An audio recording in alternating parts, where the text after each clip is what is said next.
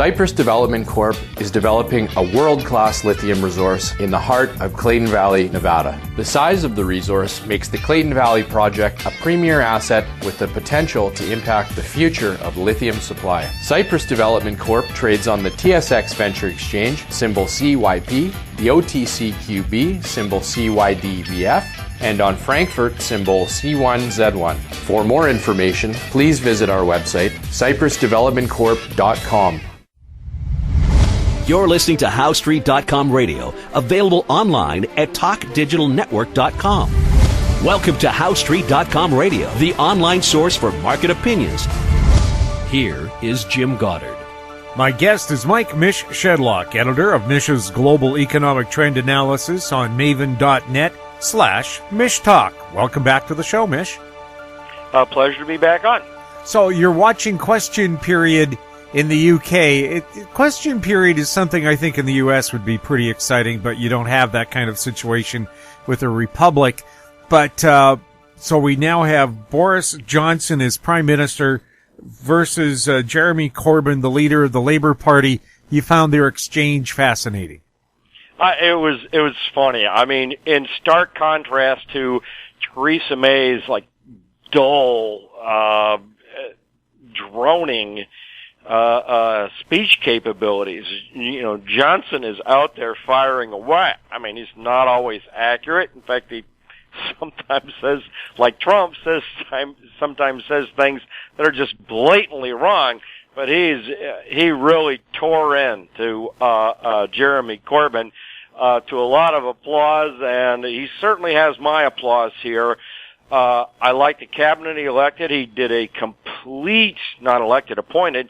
He did a complete sweep, getting rid of anybody who is not going to back Brexit. Of course, he's under attack for that, for having an entirely one-sided cabinet.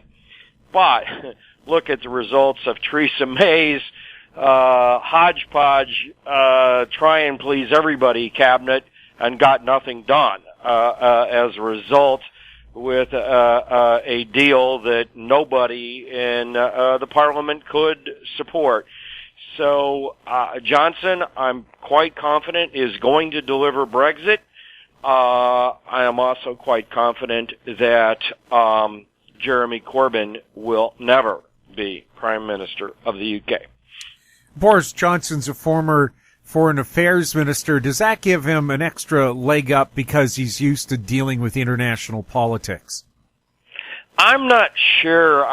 The main news out yesterday was his appointment of the person who was in charge of Leave EU. He appointed that person. Eurointelligence made a comment last night that this shows that Boris Johnson is very serious about this. And this guy was extremely politically smart about the way he's actually credited from a lot of people about the key person, why people actually changed their minds and voted to leave. So all up and down his cabinet, he's made good appointments here, and he made a politically smart choice here by putting this person who delivered the Leave campaign in charge of things. That's great. This person's name, by the way, is Dominic Cummings. Right, and of course his main opponent, Hunt, is also included in his cabinet immediately. He seems to like to surround himself with like-minded, strong characters. Hunt's not in his cabinet. He turned down a position. He did make Hunt an offer. Hunt thought it was a demotion and said, no thanks, I'm going to take some time off for my family. A rather curious position for somebody who was trying to run for prime minister. But up and down the line, Johnson appointed people who are committed 100% to delivering Brexit by May 31st.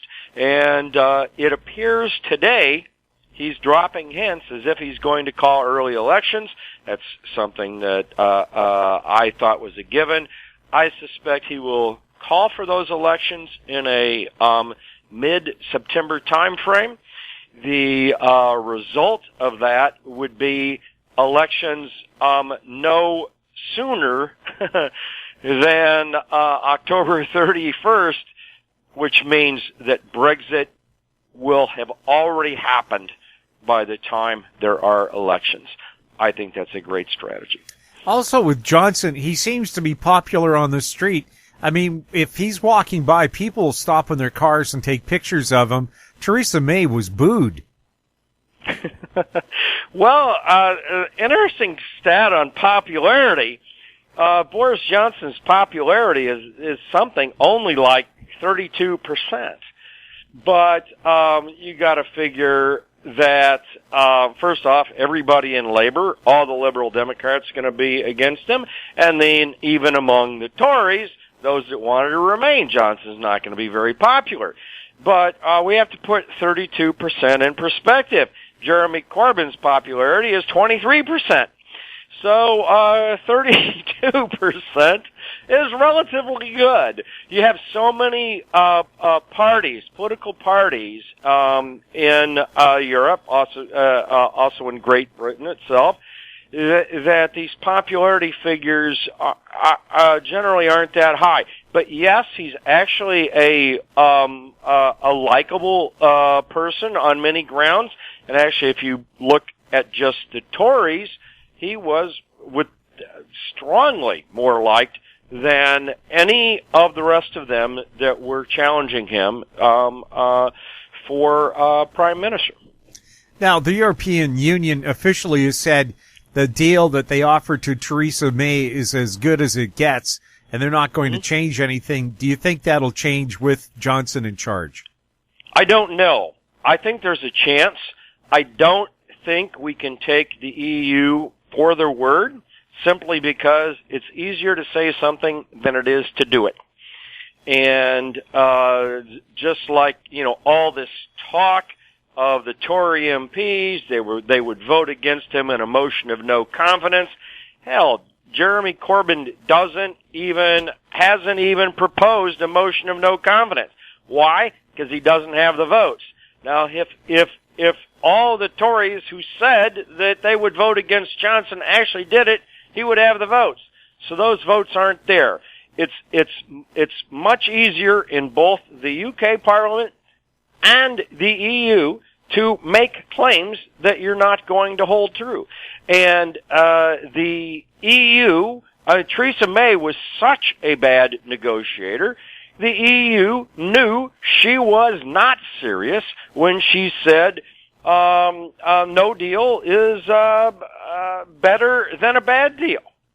They played her for a fool, and of course she was a fool. But then again, she never wanted to leave in the first place. She was a Remainer. She, like Corbyn, wanted a customs union. That's what the agreement that they worked out would amount to, trapping the UK into a permanent customs union.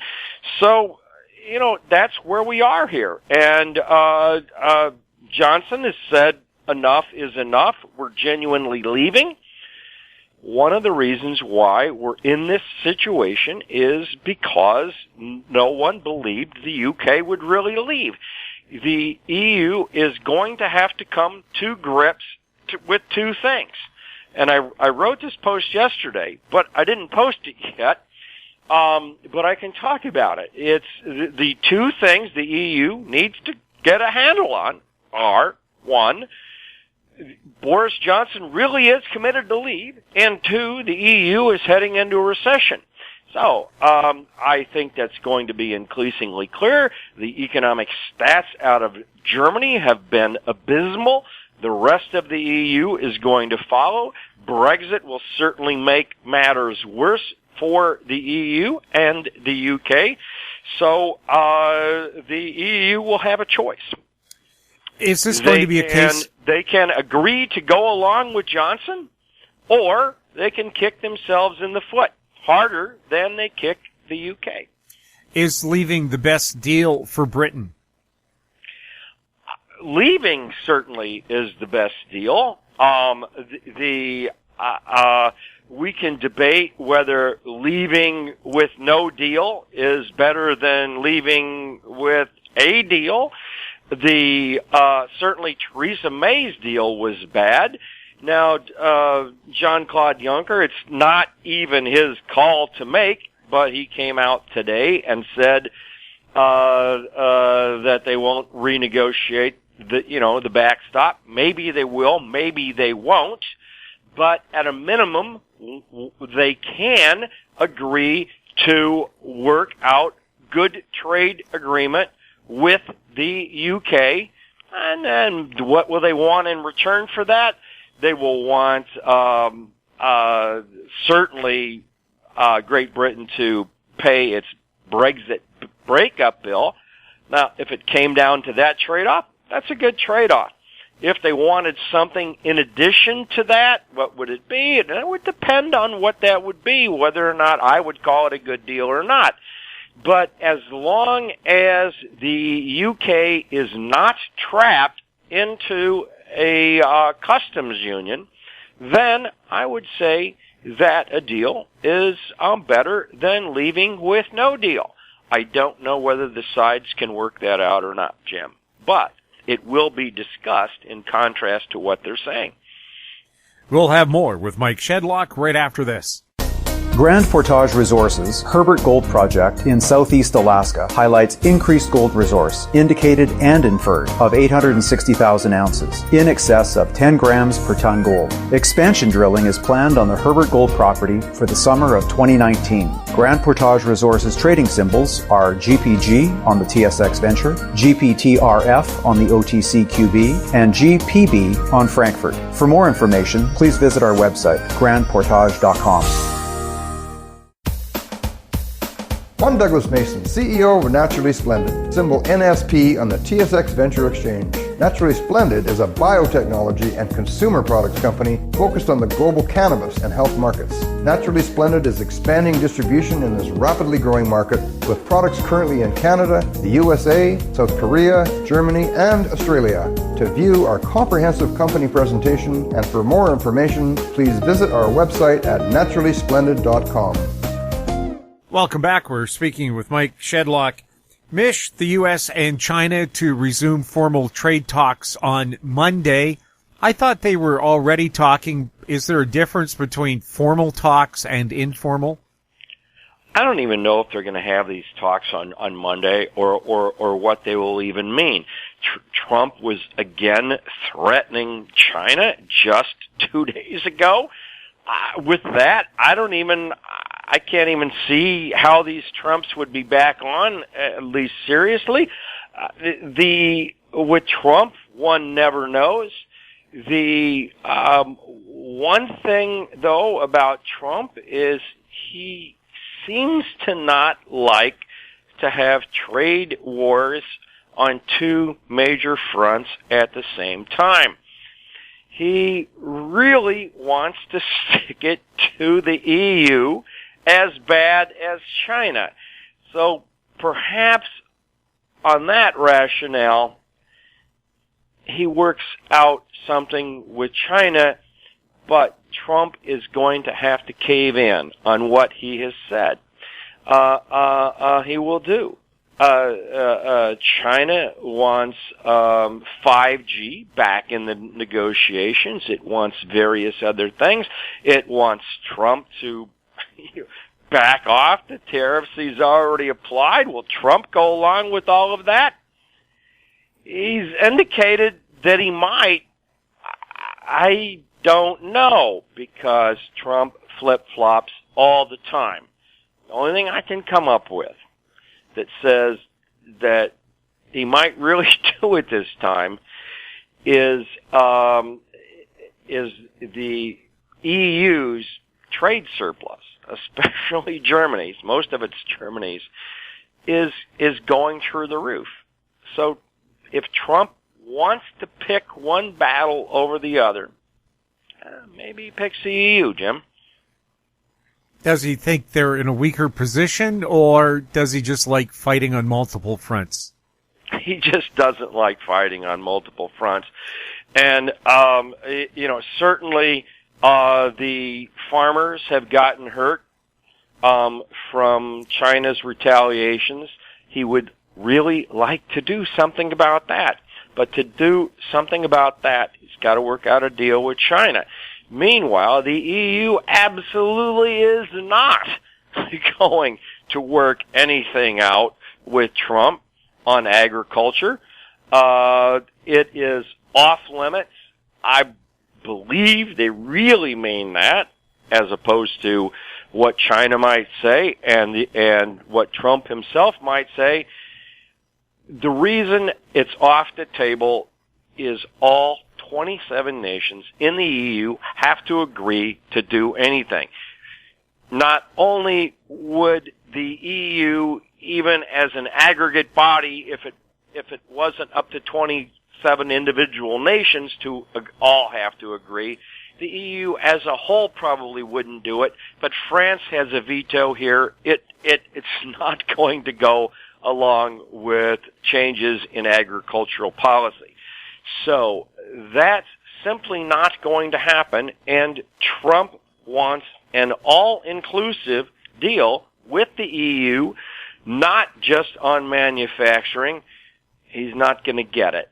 So also, I think Trump wants to splinter the EU. One way to do that is to put tariffs on German cars that would exasperate the tensions between not only the U.S. and EU, but also Germany's problem with respect to Brexit. So it would put increasing pressure on the EU, which is another reason why I think they just might deal with the UK if Trump shifts his focus, at least temporarily, away from China onto the EU. That may be what's going on here behind these trade talks with China. It would be hard to demand that the EU stop agricultural subsidies when President Trump has to subsidize American farmers hurt by the Chinese trade war. Well, that's just part of it. When it comes to agricultural tariffs, there's only one country worse than the U.S. Look at our sugar policy, our ethanol policy, for as prime examples, and that's the EU in general. So when these world trade talks come up every year, the U.S. always has a nice out for itself because they know it'll never happen. The U.S. every year says, well, okay, we'll have free trade in agriculture as long as the EU agrees with it, knowing full well that the EU never will. So the EU is notoriously bad, worse than the U.S. here. Trump does want to liberalize that. The EU is just not going to go along. It's just not. We'll have more with Mike Shedlock right after this.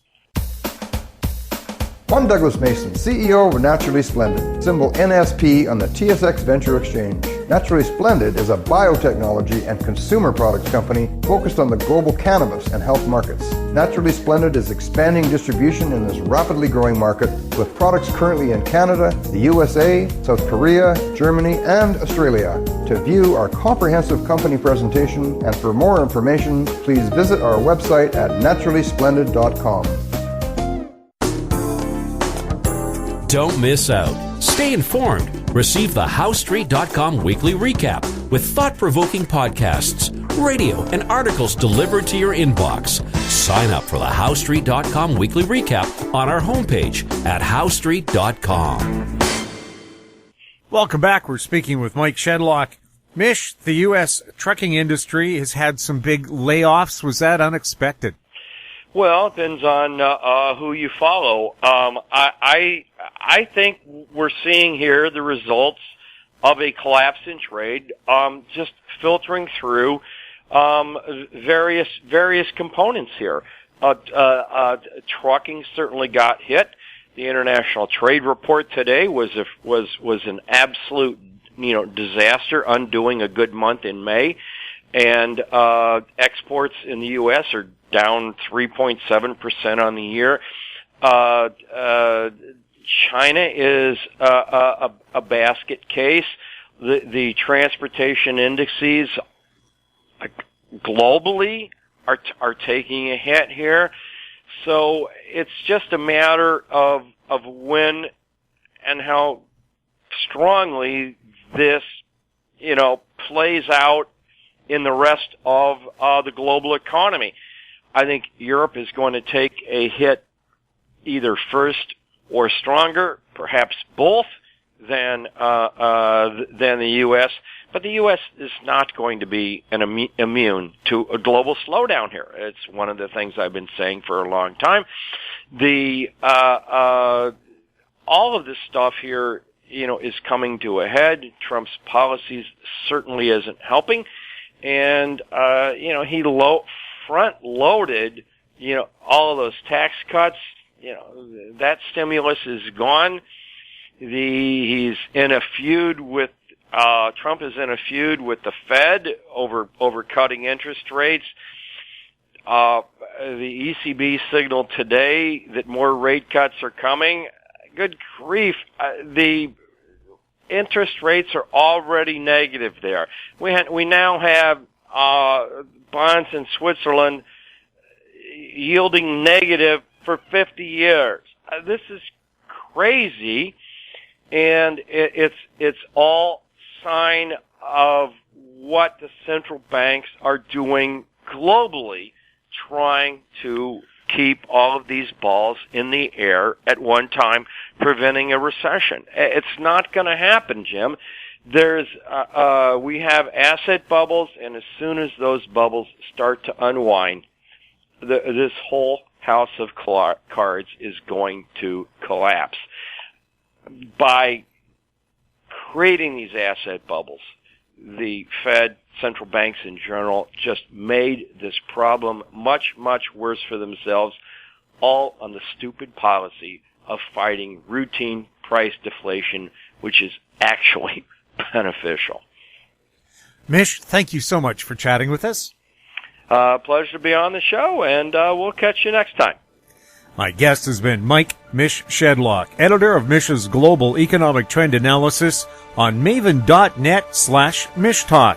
If you have any questions for Mish or any of our other guests, you can send them to info@howstreet.com. Find us on Twitter @HowStreet, our YouTube channel, Talk Digital Network. I'm Jim Goddard. Thank you for listening.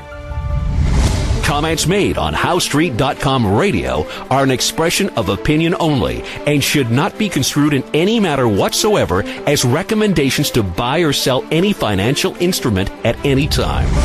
Available online at TalkDigitalNetwork.com. HowStreet.com radio is a production of HowStreet Media Incorporated.